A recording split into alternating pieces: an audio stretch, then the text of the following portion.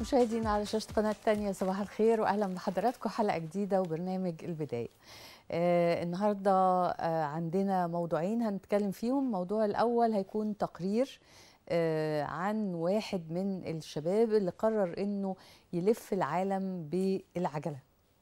والحقيقة إنه دي حاجة يعني في ناس بتعملها وفي ناس بتعتبرها نوع من أنواع الرياضة أو الهواية، لكن هي يعني مجهدة وبتحتاج ان الواحد يكون شاطر قوي بقى في سواقة العجلة وعنده عنده الشغف انه يعمل ده. هنشوف في التقرير الشاب اللي قررنا ان احنا يعني نتتبعه في جولته ونشوف قد ايه استفاد ايضا من هذه الرحلة. كمان عندنا موضوع اللي هيكون معانا في الاستوديو، معانا مجموعة من شباب كلية الإعلام جامعة بني سويف. والحقيقة من أجمل الحاجات اللي بنقدمها في البرنامج لما بيكونوا الشباب عاملين أنشطة طلابية، مش بس عشان يعني يبقوا بيعملوا نشاط. النشاط زمان كان رحلة، عرض مسرحي، حاجات كده، لكن دلوقتي الأنشطة اختلفت الحقيقة، وبقى الشباب يا إما بيفيد الآخرين أو المجتمع اللي حواليه من خلال هذا النشاط، أو إنه بيبقى هو نفسه بيطور مهاراته وبيتعلم حاجات جديدة تفيده. هنقابلهم النهاردة إن شاء الله، ويا رب تستمتعوا بلقائهم. اسمحوا لنا نخرج للتقرير الخاص بالشاب اللي لف العالم على عجلة.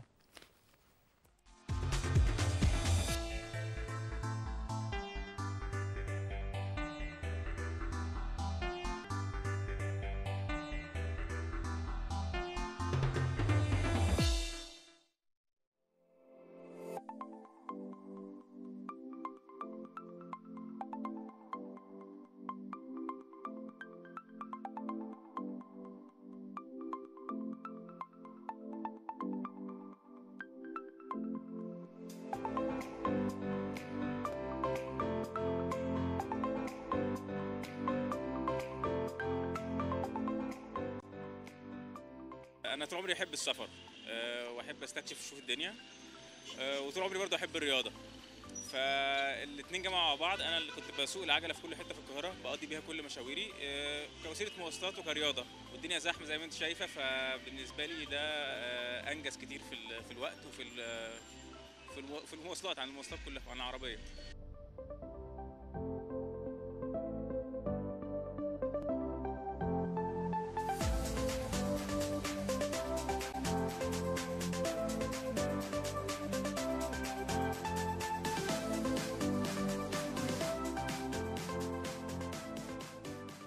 من زمان بحب اسافر، بسافر كل حته. وكنت في مره شفت حد سافر العالم، واحد اجنبي سافر العالم بالعجله، وانبهرت جدا بحاجه زي كده. وانا طول عمري بحب اشوف العالم كله، وزي ما بيقولوا اللي ياما يعيش ياما يشوف، لكن اللي يمشي يشوف اكتر. 2013 تقريبا جت فكره ان انا نفسي اشوف العالم كله بالعجله، بس طبعا الحلم كان كبير جدا، مش عارف ابداه ازاي او منين. فضلت اسافر بالعجله كتير، يعني حوالين القاهره حتت قريبه، لحد 2016. اخويا عايش في كندا، فرحه كان هناك في كندا، كان هيتجوز. فانا حجزت تذكره طيران تنزلني هولندا في اوروبا، وبعد كده تطلعني باريس على كندا. كان عندي واحد صاحبي في هولندا، قعدت معاه يومين، وكان عندي 10 ايام اروح فيهم باريس. قررت ان انا اشتري عجله مستعمله وارمي عليها سند ظهري واسوق لباريس. فسوقت هولندا وبلجيكا وفرنسا كلها لحد ما وصلت باريس. خدت معايا 10 ايام.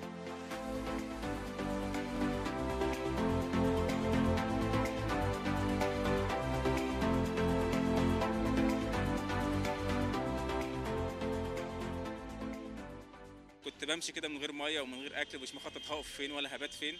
حبيت الطريقه دي مع انها كانت صعبه، بتنام في حتت عجيبه ومش مخطط قوي، لكن بتحطك في مواقف حلوه، بتقابل ناس كتير حلوه. فمن التجربه دي كبرت في دماغي لا ان انا اقدر اعمل كده واقدر اسافر اكتر واكتر. من 2016 ل 2018 اتشغلت في الشغل كتير وفي حاجات كتير، لكن كان دايما الحلم ان انا عايز اسافر من مصر، من القاهره لجنوب افريقيا بالعجله، ويا ريت الف العالم كله. بس بعد كده جه في مخي ازاي اشوف العالم وانا لسه ما لفتش مصر، ما مشيتش فيها قوي. من هنا جت فكره ان انا الف مصر بالعجله. عملت ايه عشان اجهز؟ بدات اقول انا مش هركب اي مواصلات خالص ايا كان. كنت الاول اركب العجله شويه ومواصلات شويه او العربيه شويه. قعدت 3 شهور ما بركبش غير العجله، لو هنسافر هسافر بالعجله، وكل ويك اند اطلع في حته، اطلع السخنه وارجع، اطلع اسكندريه وارجع، اطلع الفيوم وارجع وادي الريان. وفي حته معينه لفيت الدلتا، مثلث الدلتا كله لفيته في 4 ايام كتدريب يعني وتجهيز للقصه دي. جهزت العجله، حطيت عليها شنط معينه، العجله بتحط فيها بقى خيمتك ومنامتك. انا محتاج خيمه ومحتاج منامه ومحتاج طقم غير اللي انا بسوق بيه العجله، وعد اصلح بيه العجله، ومكان احط فيه اكل وشرب.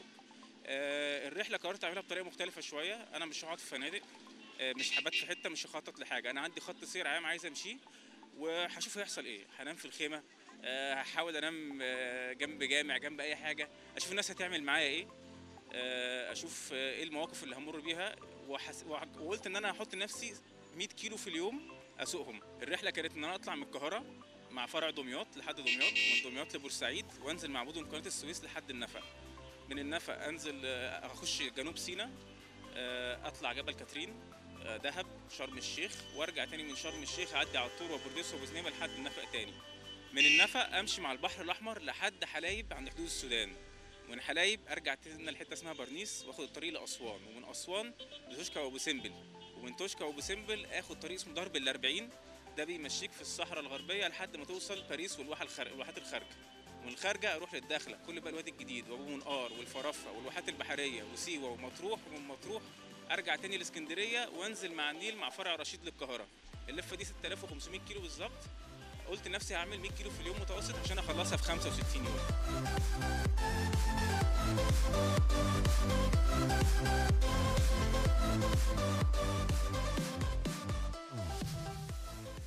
انا الحمد لله دلوقتي اعرف حد في كل حته، على كل 100 كيلو اعرف حد.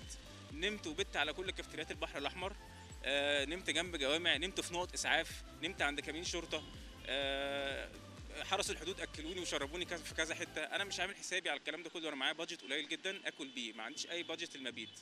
اضطريت كتير قوي افرش الخيمه وانام في الصحراء في طرق مقطوعه. طريق زي درب ال40 هو 450 كيلو لحد ما تلاقي حته اسمها القريه الرابعه.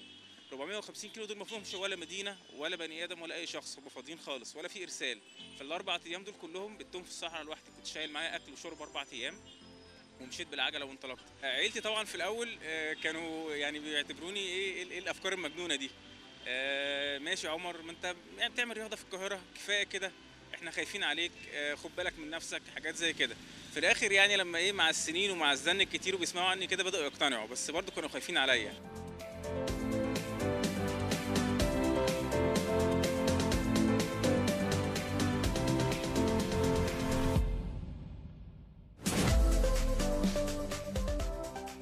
الهوايه دي فيها ميزتين حلوين جدا. اول حاجه انك رياضه، تلعب رياضه وبتشوف الدنيا. من ضمن المميزات انت بتشوف البلد ده اللي انت عايش فيها، مش بس المنطقه اللي انت فيها. تعرف تشوف الناس كلها طباعها عامله ازاي، تتعامل مع الناس كلها ازاي، تتعامل في مواقف معينه ازاي، تتعلم الصبر، تتعلم تعيش على ابسط حاجه، لان السفر بالعجله بالشكل ده بيخليك تقلل الوزن على العجله عشان تعرف تتحرك. فبتاخد معاك ابسط الحاجات وتنام في ابسط الحتت وبتاكل ابسط حاجه. وبتعلمك تعتمد على نفسك بشكل عمرك ما هتتخيله. اتعلمت حاجات كتير قوي. اتعلمت ان انا اقدر الاكل حتى لو بسيط. شفت ناس كتير قوي وعرفت ناس كتير قوي. عربيات النقل في الطريق وقفت وساعدتني في كل حته، وشربت معاهم شاي وكلت.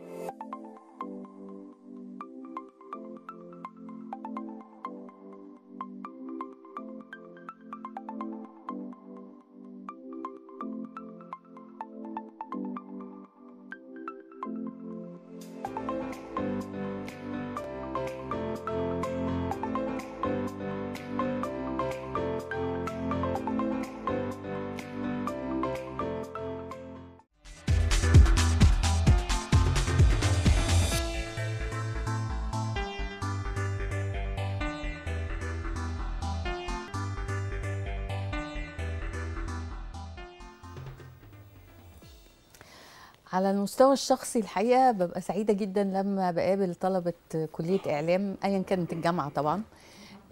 يعني بيحسسوني كده إنه أولا بيفكروني بأيام الجامعة وبيحسسوني إنه في أمل في بكرة، لأنه الحقيقة إنه الشباب شباب اليومين دول عندهم أفكار متميزه جدا، وعندهم روح اللي هي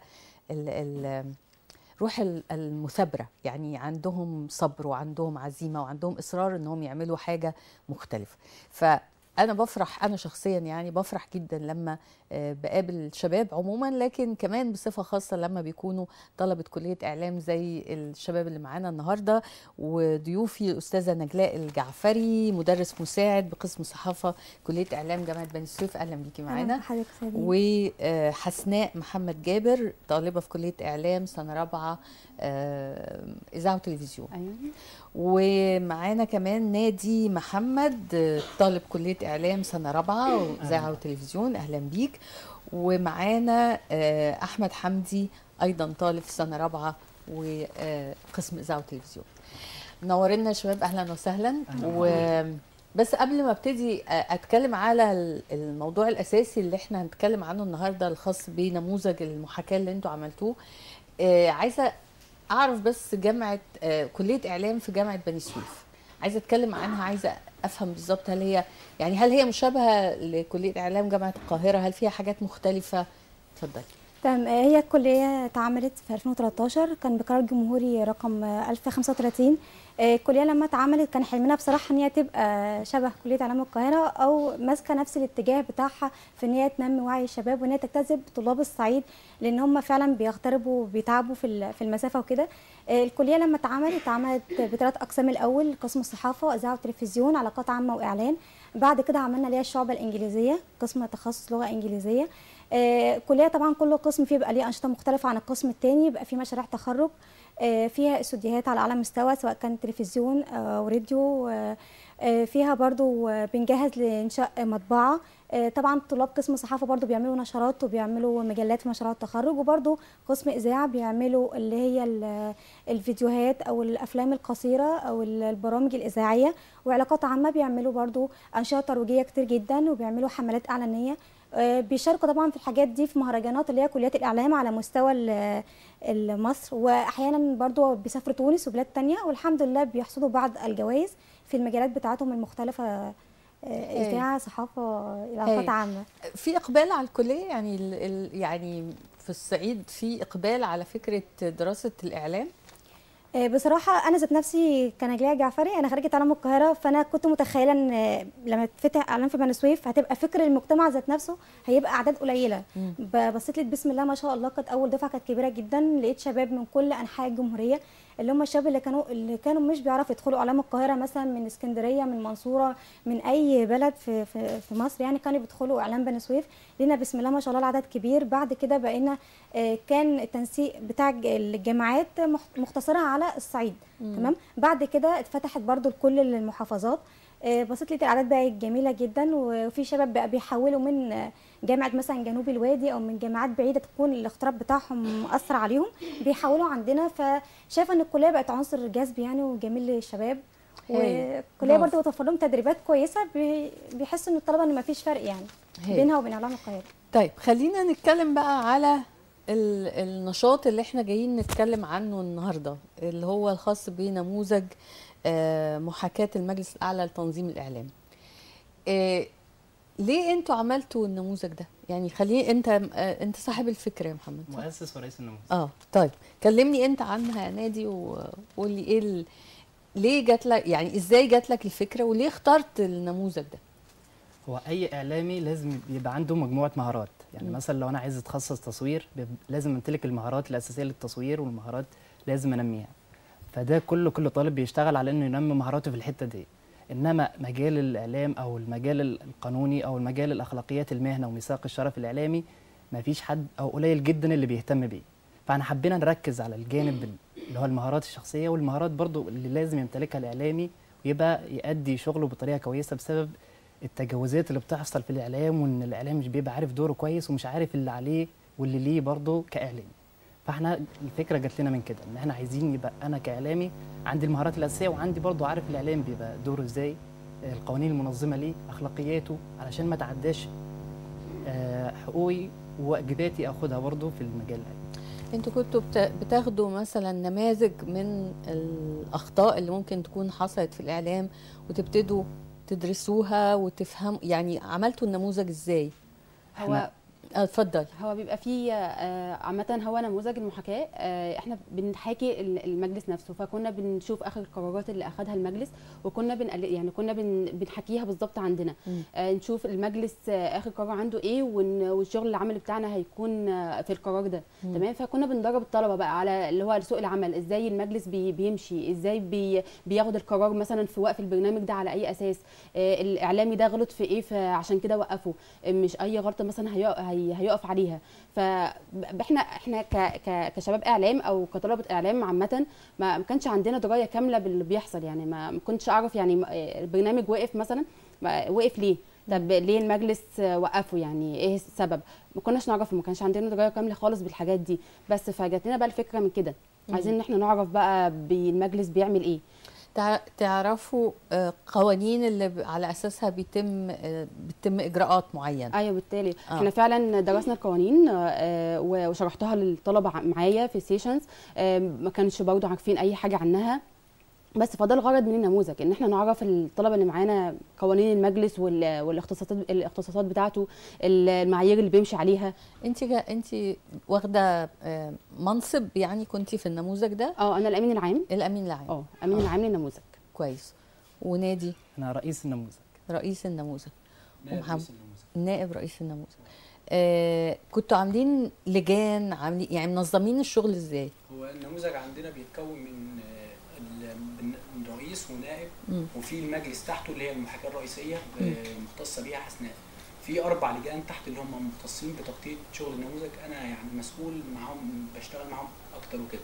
في لجنه الميديا اللي هي مسؤوله عن انها تغطي الشغل الاعلامي للنموذج، ولجنه البي ار والفاند دي المسؤوله على انها بتخلص لنا التصريحات وبتراقب والشغل، وكمان بيبقى مسؤوله على انها تجيب فاند وشغل استثمار اكتر للنموذج. في لجنه اتش ار برضو اللي هي بتنمي النموذج وبتراقب الشغل نفسه من بعيد وكده. بيبقى في حد من الاتش ار في كل لجنه موجوده في النموذج، في اتش ار في الميديا وفي المجلس وفي البي ار. في اللجنه التنظيميه الاتش ار اللي هو هيومن ريسورسز، اللي هو مصادر البشريه او الموارد البشريه. هيومن ريسورس بيبقى مسؤول اكتر عن الموارد البشريه اللي في النموذج، بينمي الاعضاء الموجودين، بيعمل لهم سيشنات وكده. برضه في اللجان التنظيميه اللي هي مسؤوله عن انها تنظم الشغل بتاع النموذج. يعني في سيشنات بتحصل من بدايه السيزون، بيبقى عندنا شغل سيشن لكل لجنه، فاحنا بنخبر اول حاجه اللجان التنظيميه تبقى مسؤوله عندنا في الكليه انها تدور على القاعات الموجوده، وبتقول مثلا هيد اللجنه التنظيميه بيقول لهيد مثلا الميديا ان النهارده عندك سيشن في القاعه الفلانيه، يبقى موجود معاه برضو عضو مسؤول عن اللجنه دي، مسؤول من اللجان التنظيميه، مسؤول عن التنظيم، بيخلص الشغل بتاعه. انتوا اختيار النموذج ده هل لانكم بس طلبه في كليه اعلام، ولا لان عندكم رؤيه في الاعلام شايفين انكم تقدروا تحققوها؟ هو زي ما حضرتك قلتي في المقدمه كده، ان النشاط دلوقتي اتغير عن نشاط زمان. كان زمان فعلا رحلات، كان ده اخره، يعني رحلات حفلات مش اكتر من كده. لا يعني خدي بالك انا من بتوع زمان. لا ده شرف طبعا. يعني كنا عندنا انشطه حلوه جدا. فدلوقتي بقى يعني احنا بنسعى ان يكون فعلا نشاط مفيد للطلبه. انا دلوقتي كطالبه بشوف حاجه مفيده ليا، فانا اوكي انا هرتحق بيها.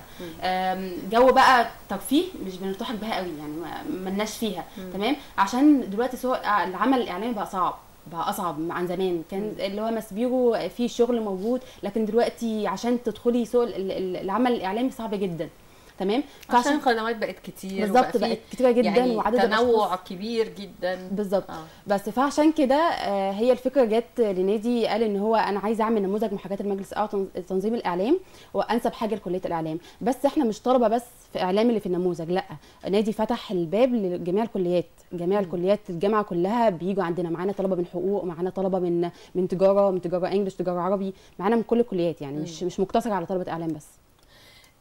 انا برضو عايزه افهم انتوا ليكوا يعني في حاجه عايزين تحققوها، شايفين حاجه في المستقبل ان شاء الله لما تتخرجوا يبقى هو ده التراك اللي انت ماشي عليه، يعني في حاجه عايز تغيرها؟ احنا اوريدي عندنا اهداف او تارجت عايزين نوصل خلال السيزون الاول للنموذج. عندنا يا اما نشتغل على مشروع كامل في الاعلام او قضيه معينه في مجال الاعلام. كل القضايا او المشروعات بتبقى في مجال الاعلام اساسا، واحنا بنشتغل على بنقدم رؤيتنا، بنقدم التوصيات والاهداف والحل المشكله اللي احنا بنشتغل عليها من خلال المشروع اللي احنا بنقدمه في اخر السيزون في الكلوزنج بتاع النموذج. يعني انتوا بتعملوا النموذج ده في الاخر بيدي زي توصيات؟ مشروع بحثي. مشروع بحثي بيتقدم للمجلس، هو بقى بيشوف التوصيات اللي اتقدمت ليه المجلس الاعلى لتنظيم الاعلام.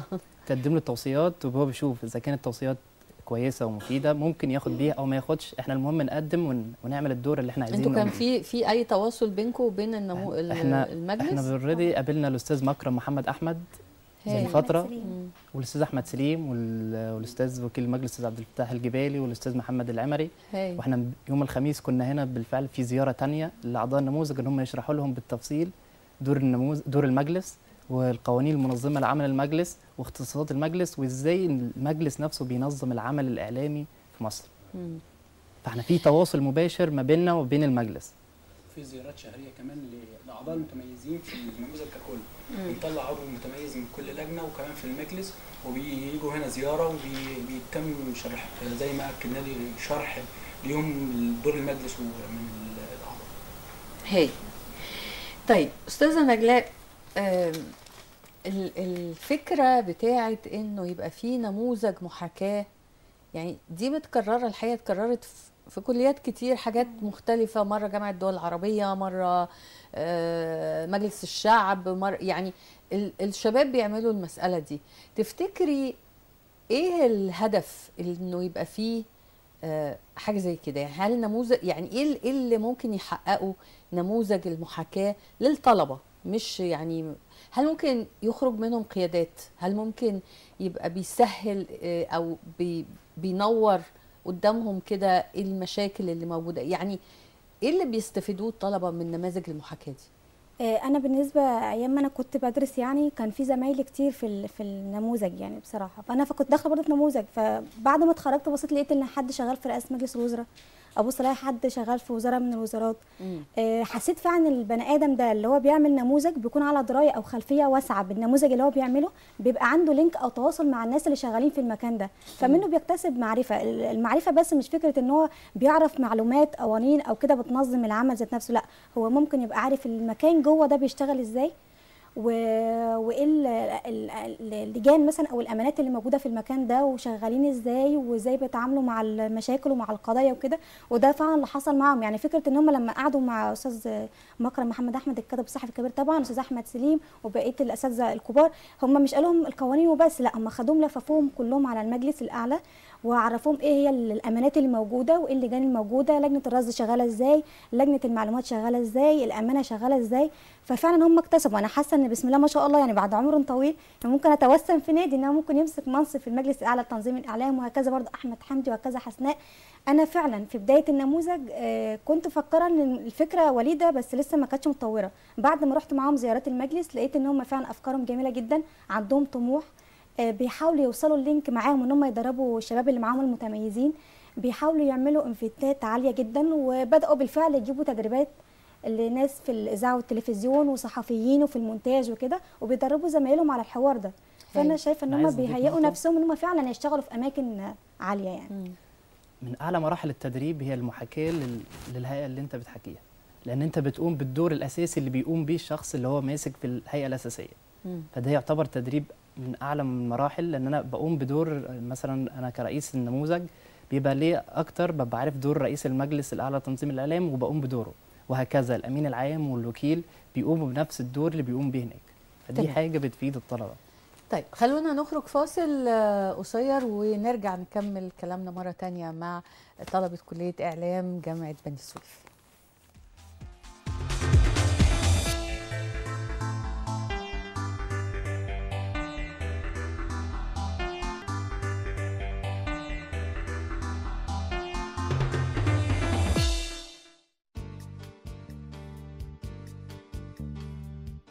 كلية الإعلام هي إحدى كليات القمة والتي يحلم كل طالب بالثانوية العامة للالتحاق بها وبأقسامها المختلفة من إذاعة وتلفزيون وصحافة وعلاقات عامة وإعلان. أصبح الإعلام اليوم يعد من أهم الوسائل المستخدمة للتخاطب مع الأفراد والحكومات وكافة طبقات المجتمع على حد سواء، حيث يسهم في إيصال القضايا المختلفة للمجتمع وفي كافة المجالات أيضاً، وهو يعبر عن ضعف الأمة أو قوتها، كما له تأثير كبير في أفراد الأمة وحياتهم، مما يجعل الاهتمام بخلق كوادر إعلامية مدربة من الأهمية بمكان، حيث يأتي من خلال كلية الإعلام. شايفه ان كليه الاعلام ليها دور كبير جدا في البلد. غالبا ان الاعلام اصلا هو اللي بينهض بالامم، يعني فكره ان الاعلام او الثقافه، احنا الاعلام ده هو اللي بيوري الشعوب التانية احنا مين، مفيش حاجه بتوريه اكتر من ده. فبالتالي محتاجه الكليه ان هي تنمي نفسها اكتر وتطلع كوادر بصوره اكبر. اعتقد ان كليه الاعلام مهمه جدا بالنسبه لاي حد، يعني لان الاعلام ما فيش حد ما بيتابعش الاعلام او ما بيشوفش التلفزيون، فموجود في كل بيت مصري تقريبا. كليه الاعلام تبقى مهمه، وعلى حسب برضو دور الدكاتره اللي موجودين في الكليات وكده وخبرتهم برضو والاستفاده الطالب يعني وكده وشغله مع نفسه، كل دوت بيفيد يعني بعدين بيبقى اعلامي شاطر يعني. تحرص كلية الإعلام على تدريب الطلاب في سنوات الدراسة للتميز والإبداع وتعلم المهارات المختلفة والجديدة، مثل التصوير والمونتاج والتعامل مع الأدوات التكنولوجية الحديثة، لا سيما الإنترنت والكمبيوتر، وتعمل على خلق مهارات يحتاج إليها طالب الإعلام. ايوه طبعا مهمه، اللي هي بتدرب الاعلاميين واحنا بنستفاد منها، احنا بنتفرج عليها يعني بنستفاد منها وكده. تعتبر كليه الاعلام من اهم الكليات، من لو احنا هنقول مثلا رقم واحد في الكليات هتبقى كليه الاعلام، لان هي اللي بتدي المعلومه للمواطن يعني. فلو هنقول مثلا رقم واحد في الكليات هي كليه الاعلام. طبعا كليه الاعلام بتطلع طبعا حاجه كويسه طبعا للناس، وبتطلع لينا برضو ناس صحابنا وناس كويسه برضو في الاعلام، دي حاجه طبعا كويسه.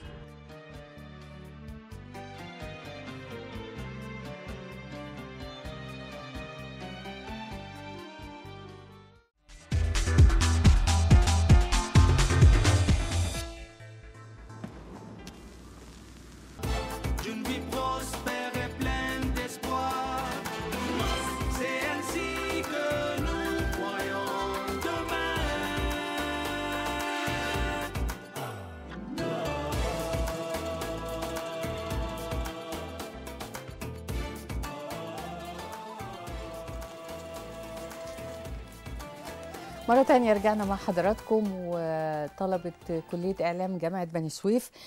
احنا قبل ما نخرج نشوف التقرير مع بعض كنا بنتكلم عن فوائد النماذج عموما او الانشطه. بقى خليني اتكلم على الانشطه الطلابيه بشكل عام. استاذه نجلاء، انا عايزه تديني فكره عن الانشطه اللي موجوده جوه كليه اعلام جامعه بني سويف بصفه عامه. تمام. مثلا قسم الشعبيه الانجليزيه هو عمل نشاط دائم اسمه نادي السينما اللي هو موفي كلاب. كل يوم 3 بيجوا شايفين فيلم مثلا سواء كان اجنبي او مصري او فيلم تسجيلي، بيدعوا بقى مين المعد او المخرج او الناقد او اي حد يعني له علاقه بالفيلم، ويبداوا يتشاوروا عن الفيلم ده، وبيعلموا الطلبه ازاي يحللوا الافلام وازاي ينتقدوها وازاي مثلا يعملوا لها رؤيه معينه، ازاي بيتم اخراجها او تناولها او كده. تمام. نيجي مثلا لقسم صحافه، هنبص نلاقي القسم في طول السنه بيعمل انشطه، ان هو مثلا بيشوف الخبراء في مجال الصحافه بيكتسبهم يعملوا دورات للطلبه، ازاي مثلا نكتب فيتشر، ازاي نعمل حوار. هنلاقي مثلا كل دكتور برضو في قسم صحافه وهكذا برضو اذاعه او علاقات مثلا يشوفوا خبير معين، تمام، مثلا ماده تشريعات نشوف خبير استراتيجي او عسكري او كده يجي يتكلم عن الطلبه عن القوانين او التشريعات. ماده مثلا الصحافه المتخصصه يشوف حد مثلا نابغ في الصحافه المتخصصه يجي يتكلم. ده مشاريع بتتعمل في اخر كل ترم في اخر كل ماده. قسم العلاقات طبعا برضو بيعمل اشياء ترويجيه، يعني قبل كده الطلبه كانوا عاملين اشياء ترويجيه للمحافظه ذات نفسها وبعض اللي هي مثلا حاجات الانسانيات اللي هي ممكن ترفع من روحنا المعنويه او كده، وفعلا خدوا مراكز بكده. واذاعه والتلفزيون برضو هكذا، زي ما في برضو زيارات لمسبيرو ولبعض القنوات والاستوديوهات في الاذاعه والتلفزيون في العربي، في برضو هكذا برضو في الشعبه. انا شايفه ان بسم الله ما شاء الله بجد الاقسام كلها على مدار السنه بتعمل انشطه متنوعه، سواء كانت زيارات، ندوات، مؤتمرات، او اللي هم الحفلات اللي هم بيعملوها للطلبه كده يعني. بالاضافه عندنا قناه كامله، قناه بي اس يو، بي اس يو تي في، ده يعني اللي كان ايه؟ بي اس يو تي في، بي اس يو بني سويف، بي اس يو تي في، بي اس يو بني سويف، اللي هي بني سويف، اوكي تمام، جامعه بني سويف. بي اس يو تي في دي برضو قناه في الكليه عندنا، بيشتغل عليها الطلبه من 3 اقسام، اذاعه وتلفزيون وعلاقات وصحافه. اخذنا بندخل بالبرامج بتاعتنا برامج كامله، يعني في جدول كامل كده، قناه كامله يعني هي جدول ليها مخصص بالبرامج، كل برنامج في يوم معين وليه ميعاد معين، وهكذا فيديو. كل واحد فيكم بيعمل برنامج؟ طبعا كلنا. احمد تعملي برنامج ايه؟ برنامج، لا انا مش بعمل، انا منتج الفني للقناه. المنتج انت واخده منصب اداري. المنتج الفني للقناه.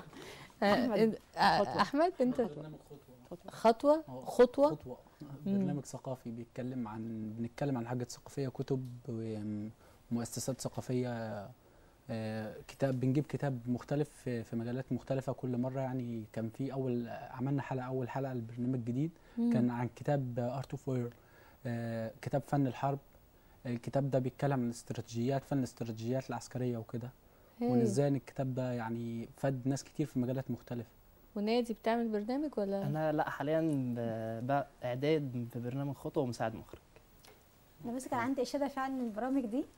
الشباب اول ما طلعوا كانوا بيشوفوا مثلا برامج متخصصه بيتكلموا عنها. اللي حصل حديثا جدا ببص الاقي الشباب بينزلوا مناطق فعلا في بني سويف او في المحافظات في قرى معينه بيتكلموا عن مشاكلها، سواء كانت مثلا مجاري، سواء كانت مثلا مجاعات، سواء مثلا الناس ما عندهمش مثلا اللي هو كهرباء، او ما عندهمش مثلا مياه، او الكلام ده كله بداوا يتكلموا عن المشاكل. ده طبعا ده انجاز كبير عمله دكتور عمرو عبد الحميد، وكان قبليه دكتوره شيماء صبحي فعلا. فبصراحه انا شايفه ان فكره انت تعد اعلامي لسه في سنه 3 أو 4 ان هو يبقى مذيع اللي بعد كده، ده حاجه رائعه جدا، وانا مبسوطه منهم بشغلهم. يعني في فريق مراسلين كمان، في فريق مراسلين بيبقى مختص ان هو يغطي كل شغل الجامعه، بيبقى في طالب عندنا برضو مسؤول عن شغل المراسلين، بيتبلغ قبلها بفتره ان في مثلا نشاط او ندوه معينه في الجامعه، في برضو بيطلعوا بره الجامعه زي ما قال الدكتور في القرى المحافظه وبيعملوا تقارير عنها. وتدريب واقعي للطلاب.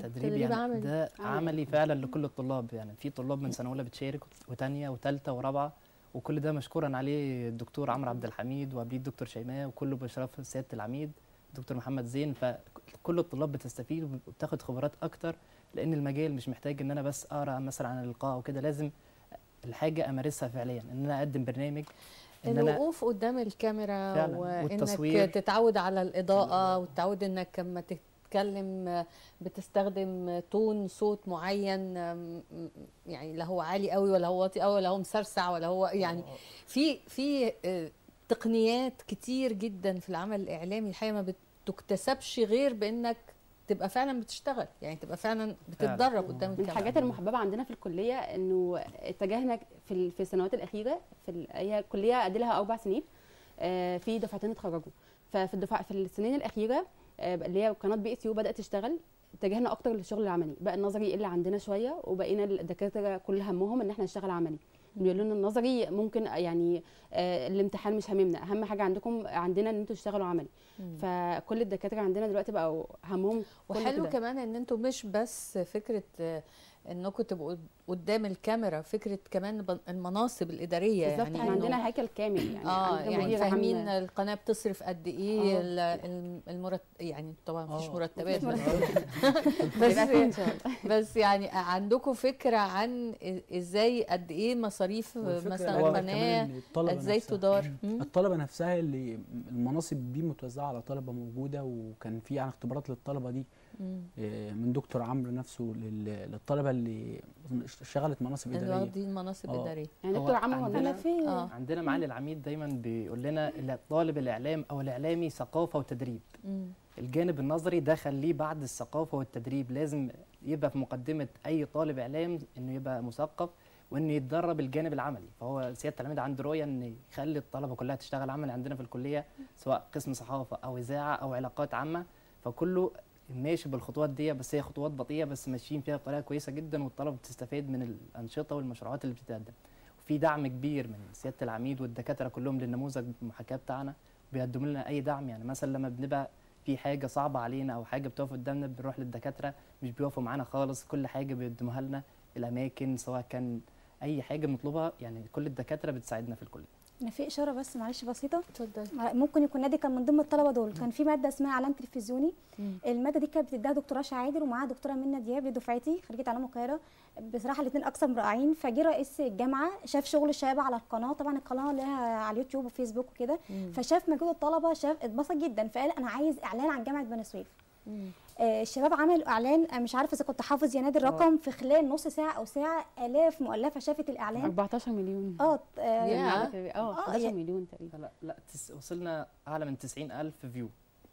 تمام. فلولا ان رئيس الجامعه بصراحه فعلا دعمهم في النقطه دي، دكتور محمد زين ودكتور امينه قلبت وكل الدكاتره عندنا في الكليه فعلا، فبصراحه ما كناش وصلنا للي احنا وصلنا له. وغير كده بيجي ناس اعلاميين عندنا بيعملوا للبرامج دي تقييم وبيفوزوا بالمراكز والطلبه بياخدوا جوائز يعني. ده كمان في مسابقات يعني.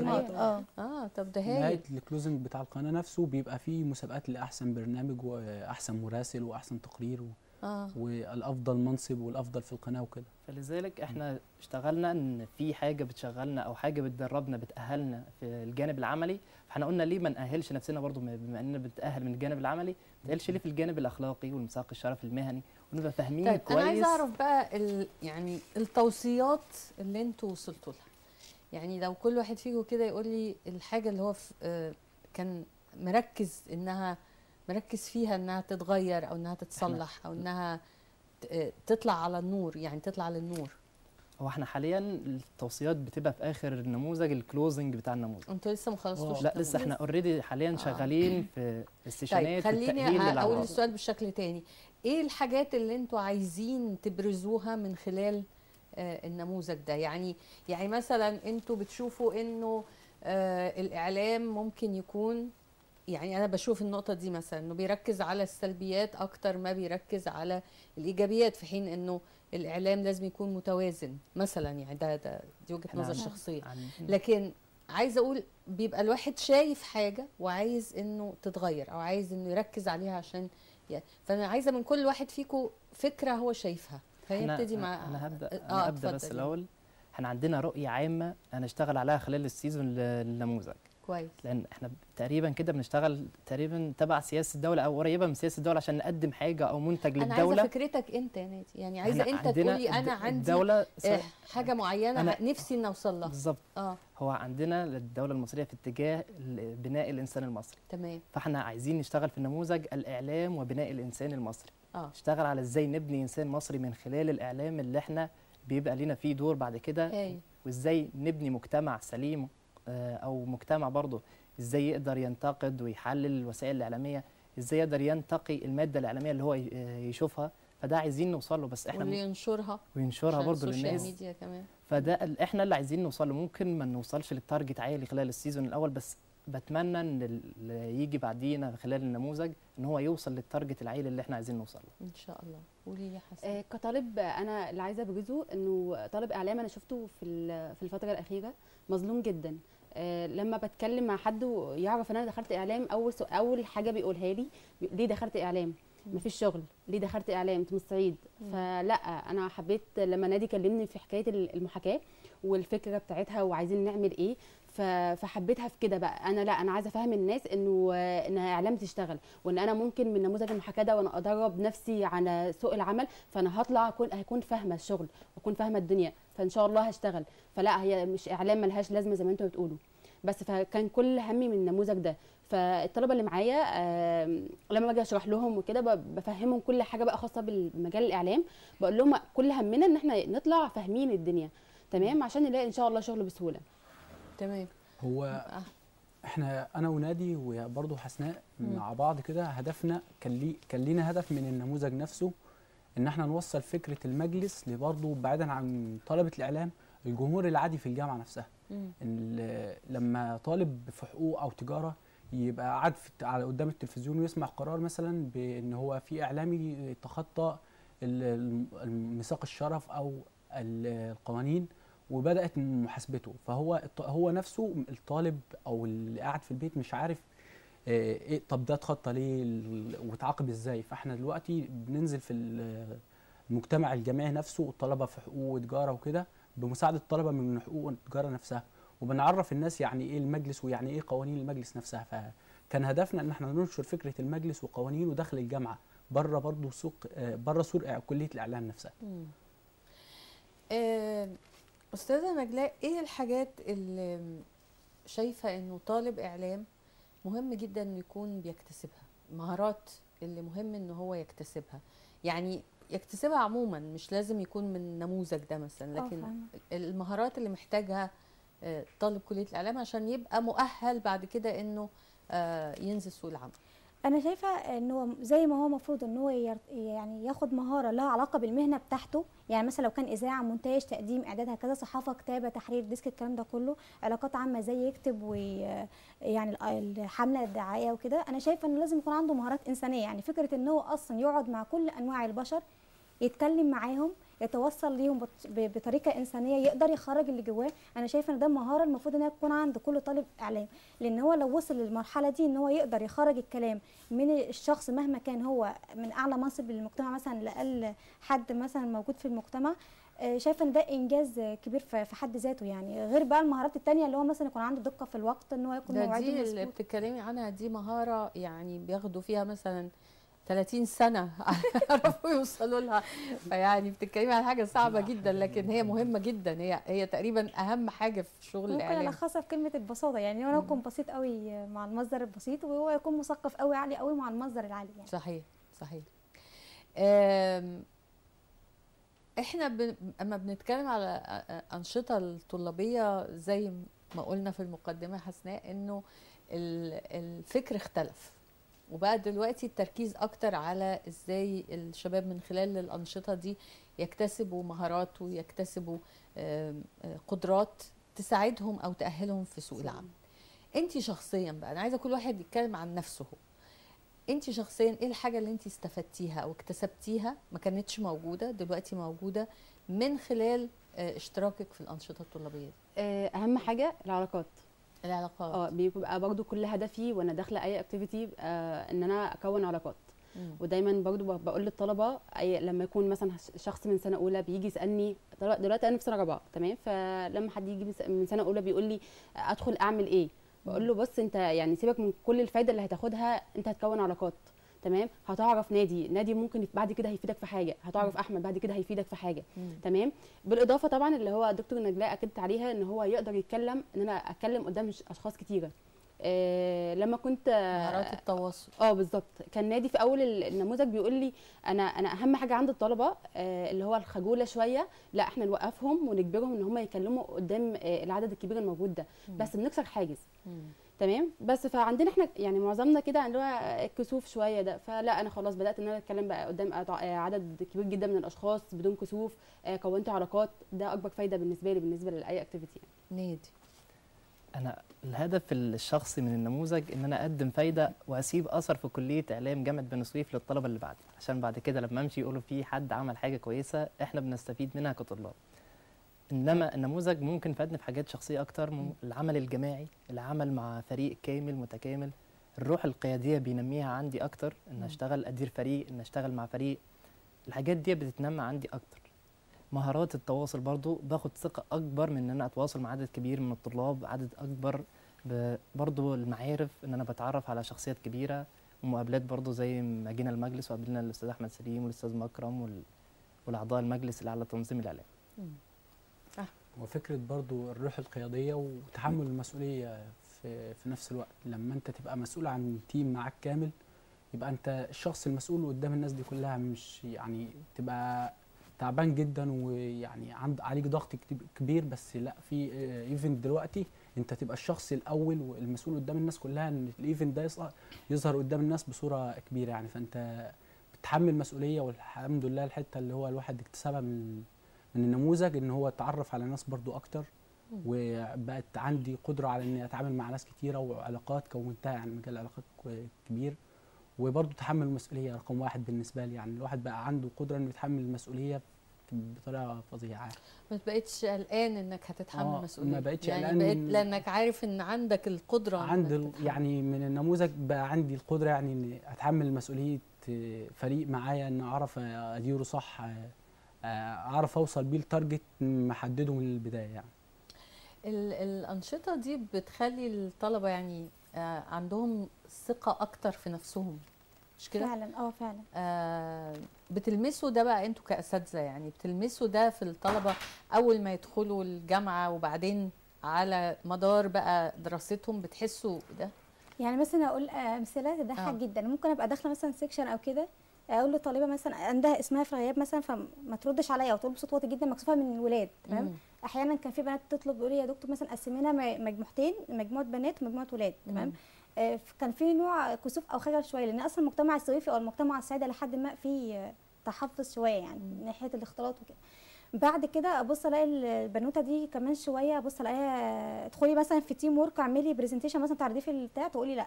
شويه شويه بدانا ان احنا نجبرهم انهم يعملوا برزنتيشن، فريق عمل بتاع، ابص الاقي بيدخلوا مع بعضيهم، ابص الاقي بسم الله ما شاء الله مهارات التواصل بتاعتهم بقت عاليه جدا، بيعرفوا يتكلموا مع اولاد، يعملوا مشروع تخرج مع اولاد، يخرجوا مع بعض، يعملوا مشاريع مع بعض. فعلا انا طالب اعلام اللي بيدخل في سنه اولى في سنه رابعه بلاقي بني ادم مختلف تماما. انا حتى لما بقيس ده على نفسي بحس ان اولى اعلام القاهره كنت مختلفه جدا عن رابعه اعلام القاهره. كنت برضو سنه خجوله جدا، مش بعرف اتكلم كويس او بخاف اقوم اسال الدكتور مثلا سؤال. بعد كده بدات احس ان انا بقيت متكلمه اكتر يعني. الحقيقه انه ده مفيد، لانه احنا محتاجين يعني زي ما نادي قال كده، فكره بناء الانسان هي دي الحاجه اللي بتبني مجتمع. يعني انت ما بتبني شخص بشكل جيد، انت بتضمن مجتمع سليم ومتعافي وفي اشخاص طبيعيين يعني. فعلا. فانتوا فكره ان انتوا تبقوا بتتغيروا للاحسن وبتتغيروا بشكل ايجابي، اعتقد ان هو ده بناء الانسان زي ما احنا بنتكلم. فعلا صح؟ انتوا بتحسوا بكده؟ لان بناء المجتمع بيجي من بناء الفرد. لما صحيح. نبني افراد كويسين كده بنبني مجتمع كبير كويس. صحيح. برضو عندنا في مجال الاعلام ازاي نبني اعلام كويس بيحترم القانون، بيقدم اعلام هادف من خلال بناء الطالب الاعلامي او الاعلامي نفسه. بشتغل على افراد، الافراد دي هي اللي بتبني مؤسسات او اللي هي بتشكل المؤسسات الكبيره او الاعلام ككل. فاحنا لما نشتغل على الافراد دي هي اللي بعد كده هتشكل لي وجدان هي الاساسي انا بقول ده عشان حقيقه يعني انا في ختام الحلقه عايزه اوجه لكم تحيه، لانه اللي انتوا بتعملوه مش بس فكره ان انتوا بتساعدوا نفسكم، لا انتوا بتبنوا مجتمع سليم صحي متعافي ما فيهوش امراض نفسيه ولا امراض اجتماعيه، بحاجات بسيطه جدا، بانكم تعملوا نموذج زي اللي انتوا عملتوه، بانكم تبقوا انتوا نفسكم اصحاء نفسيا. فانا بحييكم جدا على الجهد اللي انتوا بتعملوه، وان شاء الله نشوف نتيجته، نتيجه كل الجهود اللي بيعملها الشباب نشوف نتيجتها قريبا باذن الله. هو بس شكر في الاخر معانا دكتور فاطمه فايز، هي المشرفه على النشاط الاكاديمي من اول ما بدانا ودايما وتعبانه معانا. هو الشكر لكل الاساتذه اللي عندكم الحقيقه، لان انا يعني كمان وقتي انتهى ومضطر ان نختم الحلقه. بشكركم جدا يا شباب. شكرا لحضرتك. بشكركم مشاهدينا الكرام على المتابعه، وان شاء الله بكره هيكون معاكم فريق اخر من فريق من العمل لبرنامج البدايه. بشكركم والى اللقاء.